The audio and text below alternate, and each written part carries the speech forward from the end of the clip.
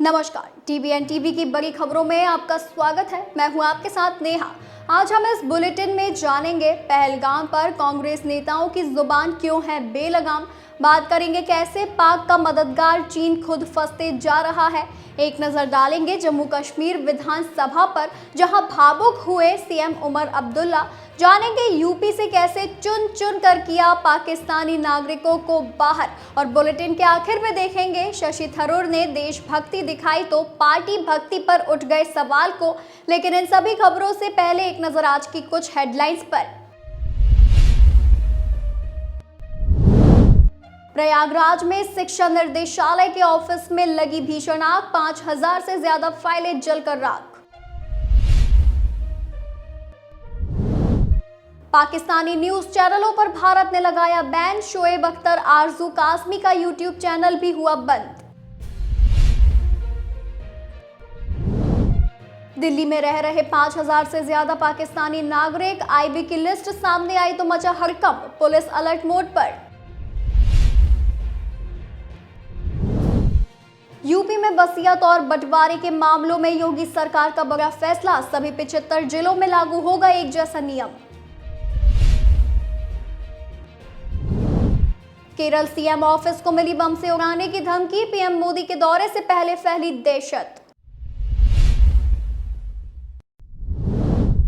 पहलगाम में हुए आतंकी हमले के बाद सोशल मीडिया पर पोस्ट करना पड़ा भारी, लोक गायिका नेहा सिंह राठौर के खिलाफ दर्ज हुई एफआईआर। 50 साल की दादी को चढ़ा इश्क का बुखार तो 30 साल के पोते संग मंदिर में रचाई शादी, 4 बच्चों और पति को छोड़कर भागी। दिल्ली के एनसीईआरटी किताब से हटाया गया मुगल और दिल्ली सल्तनत का चैप्टर, महाकुंभ को मिली जगह। अलग अलग राज्यों में 30 करोड़ की ठगी, मुंबई में साइबर फ्रॉड गैंग का भंडाफोड़, हवाला नेटवर्क का शक। पटना में तेज रफ्तार इनोवा ने मचाया कहर, 8 लोगों को कुचला, 4 लोगों की हालत गंभीर। मध्य प्रदेश की धरती पर जिहाद या लव जिहाद बर्दाश्त नहीं करेगी सरकार, सीएम मोहन यादव का सख्त बयान। पाकिस्तान की कैद में बीएसएफ जवान, हुगली में परिवार से मिलने पहुंचे वरिष्ठ अधिकारी, बीजेपी सांसद ने भी की मुलाकात। भारत में रहने के लिए बना रखा था फर्जी वोटर आईडी, छत्तीसगढ़ के रायगढ़ से 2 पाकिस्तानी नागरिक गिरफ्तार। तो वहीं अहमदाबाद में 23 साल से पुलिस को चकमा दे रहा था डबल मर्डर का आरोपी, क्राइम ब्रांच ने किया गिरफ्तार। ये तो थी हेडलाइंस। अब चलिए बात कर लेते हैं आज की बड़ी खबरों की। पहलगाम में आतंकवादी हमले के बाद से सत्ता पक्ष और विपक्ष एक साथ मजबूती से खड़े हैं। कांग्रेस सहित सभी विपक्षी पार्टियां सरकार के साथ खड़ी है। राहुल गांधी अपना विदेशी दौरा छोड़कर भारत वापस लौटे और सरकार को आतंकियों के खिलाफ कार्यवाही में बिना शर्त पूरा सहयोग देने का वादा किया। इसके बाद राहुल अगली सुबह कश्मीर भी पहुंचे और अस्पताल जाकर घायलों से मिले। राहुल और मल्लिकार्जुन खड़गे फ्रंट फुट पर खेल रहे हैं, लेकिन कांग्रेस के कुछ नेता उनके सारे किए धरे पर पानी फेरने में लगे हैं।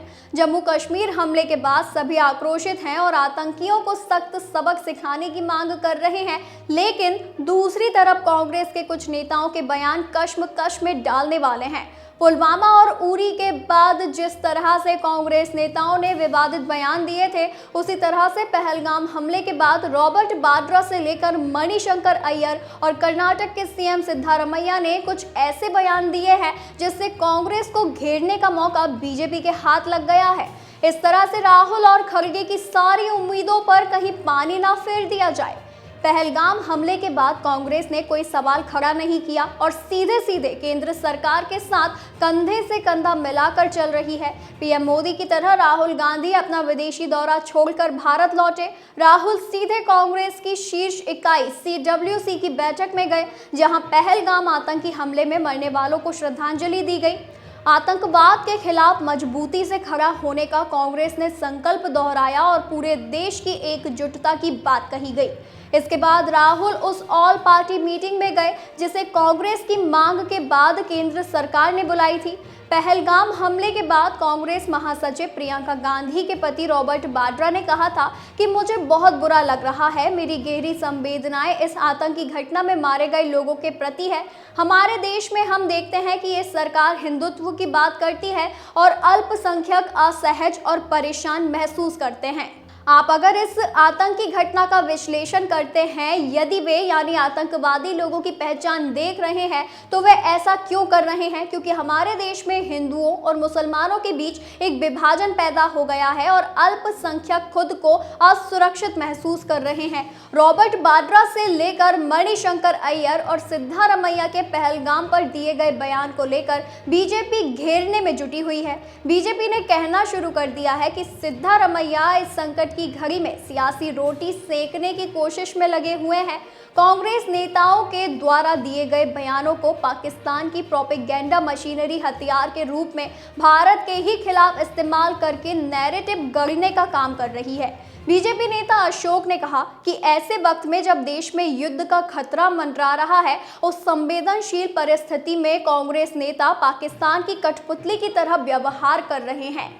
पहलगाम आतंकी हमले के बाद भारत और पाकिस्तान के बीच बढ़े तनाव ने ग्लोबल टेंशन फिर से बढ़ा दी है।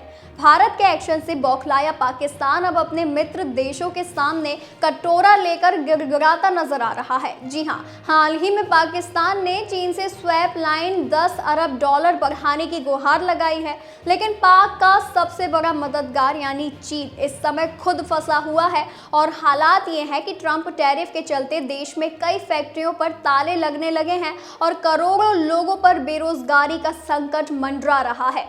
अमेरिकी राष्ट्रपति डोनाल्ड ट्रंप के हाई टैरिफ का असर ड्रैगन के जी का जंजाल बन गया है और इसका बुरा असर भी देखने को मिलने लगा है। CNBC इंटरनेशनल की एक रिपोर्ट की माने तो कई चीनी फैक्ट्रियों पर ताले लटकने लगे हैं और कारोबार ठप पड़ गया है। इसमें इन कंपनियों और एनालिस्ट के हवाले से कहा गया है कि US टैरिफ के असर के चलते चीनी निर्माता अपना प्रोडक्शन रोक रहे हैं और नए बाजारों की ओर रुख कर रहे हैं। इसके चलते नौकरियों पर भी असर देखने को मिल रहा है। रिपोर्ट में consulting firm tidal web solutions के शंघाई स्थित सीनियर पार्टनर कैमरन जॉनसन के हवाले से ताज़ा हालात बयां किए गए हैं। उन्होंने कहा, मैं कई कारखानों को जानता हूं जिन्होंने अपने आधे कर्मचारियों को कुछ हफ्ते के लिए घर जाने के लिए कह दिया है और अपना ज़्यादातर प्रोडक्शन बंद कर दिया है। उन्होंने कहा कि खिलौने, खेल से जुड़े सामान और कम कीमत वाले प्रोडक्ट्स बनाने वाली फैक्ट्रियों पर ट्रंप टैरिफ का सबसे बुरा असर दिख रहा है। जॉनसन के मुताबिक हालांकि अभी तक बड़े पैमाने पर नहीं, लेकिन यीवू और डोंग गुआन के प्रमुख केंद्रों पर यह हो रहा है और ये चिंता है कि ये और भी बढ़ेगा। डोनाल्ड ट्रंप के टैरिफ वॉर के बीच चीन में कमजोर हो रहे जॉब मार्केट का बुरा हाल नजर आने लगा है। ऐसे में अमेरिकी टैरिफ से प्रभावित चीनी कंपनियां अब भारतीय निर्यातकों से संपर्क साध रही हैं। रिपोर्ट के मुताबिक ट्रेड वॉर के बीच अपने अमेरिकी ग्राहकों को बनाए रखने के लिए और अपने ऑर्डर पूरा करने के लिए भारतीय एक्सपोर्टर्स से ये संपर्क साधा जा रहा है। जम्मू कश्मीर विधानसभा ने एक स्वर में पहलगाम आतंकी हमले की निंदा की। विशेष सत्र के दौरान निंदा प्रस्ताव पर चर्चा का जवाब देते हुए मुख्यमंत्री उमर अब्दुल्ला ने कहा कि मुझे यकीन नहीं होता कि कुछ दिन पहले हम इस हाउस में थे, बजट और कई मुद्दों पर बहस हुई। अंतिम दिन हम चाय पी रहे थे और सोच रहे थे कि कश्मीर में अगला सत्र होगा। तब किसी ने नहीं सोचा था कि हमें यहाँ इस माहौल में मिलना पड़ेगा। उमर अब्दुल्ला ने कहा कि मैं उपराज्यपाल का शुक्रिया अदा करना चाहूँगा कि उन्होंने हमारी रिक्वेस्ट पर यह सत्र बुलाया।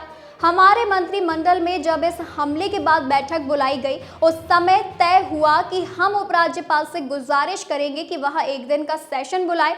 ये सेशन इसीलिए बुलाया गया क्योंकि ना सांसद और ना किसी और राज्य की असेंबली उन लोगों के दुख दर्द को उतना समझती है जितना ये जम्मू कश्मीर की असेंबली। उन्होंने कहा, स्पीकर साहब, आप अपने आगे पीछे देखिए, आपके आसपास ऐसे लोग बैठे हैं जिन्होंने अपनों को खोया है। किसी ने यहाँ अपने पिता को खोया है, किसी ने अंकल को। हमसे कितने हैं जिनके ऊपर हमले हुए।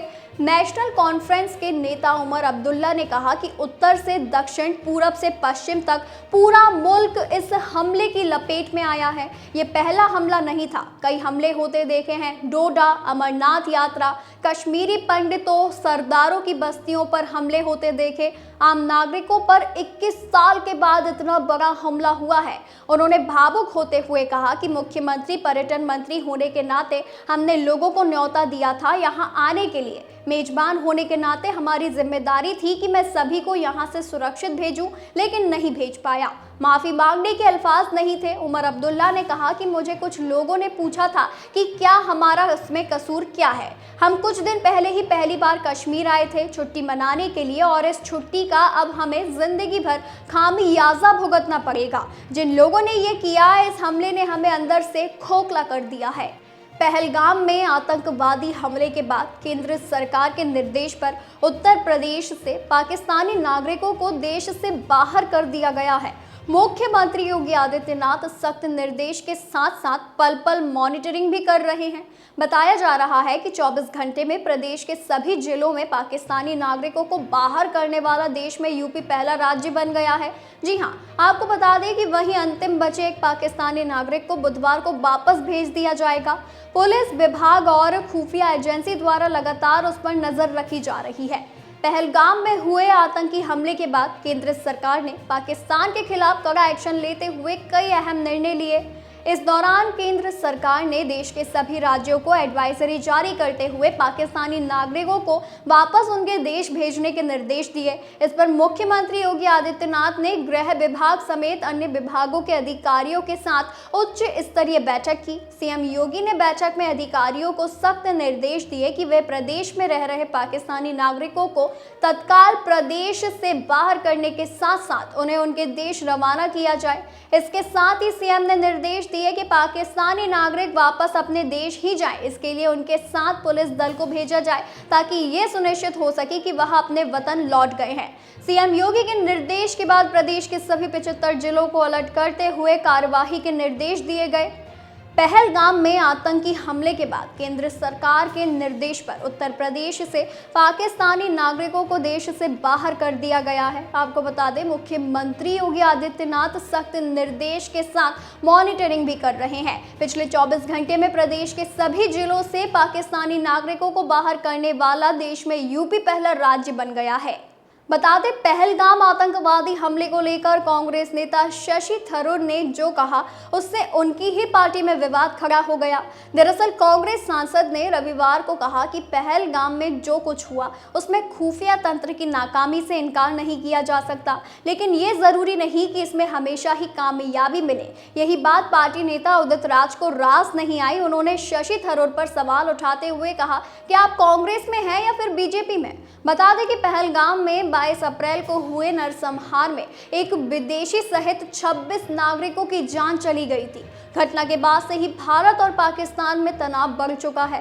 पहलगाम आतंकी हमले पर कांग्रेस सांसद शशि थरूर ने कहा, जाहिर है कोई पूरी तरह से पुख्ता खुफिया जानकारी नहीं थी, कुछ विफलताएं थी, लेकिन हमारे पास इजराइल का उदाहरण है जो सभी के अनुसार दुनिया की सबसे अच्छी खुफिया सेवाएं हैं, जिन्हें सिर्फ 2 साल पहले 7 अक्टूबर को आश्चर्य हुआ था। मुझे लगता है कि जिस तरह इजराइल युद्ध के अंत तक जवाबदेही की मांग करने का इंतजार कर रहा है, उसी तरह मुझे लगता है कि हमें भी मौजूदा संकट को देखना चाहिए और फिर सरकार से जवाबदेही की मांग करनी चाहिए। कांग्रेस सांसद ने आगे कहा कि किसी भी देश के पास कभी भी 100% पुख्ता खुफिया जानकारी नहीं हो सकती। हम कभी भी उन विभिन्न आतंकी हमलों के बारे में नहीं जान पाएंगे जिन्हें सफलतापूर्वक विफल कर दिया गया था। हमें केवल उन हमलों के बारे में पता चलता है जिन्हें हम विफल करने में नाकाम रहे। ये किसी भी देश में सामान्य बात है। मैं सहमत हूँ कि विफलताएं थी, लेकिन अभी हमारा मुख्य ध्यान उन पर नहीं होना चाहिए। कांग्रेस नेता शशि थरूर के बयान पर कांग्रेस नेता उदित राज ने हमला बोला। उन्होंने कहा, मैं शशि थरूर से पूछना चाहता हूं कि वो कांग्रेस पार्टी में है या बीजेपी में। क्या वो सुपर बीजेपी मैन बनने की कोशिश कर रहे हैं? शशि थरूर को बीजेपी से पूछना चाहिए कि सरकार पीओके कब ले रही है। क्या शशि थरूर बीजेपी के वकील बन गए हैं? वहीं आज के लिए बस इतना ही। ऐसी ही खबरों को जानने के लिए बने रहिए DBN TV न्यूज।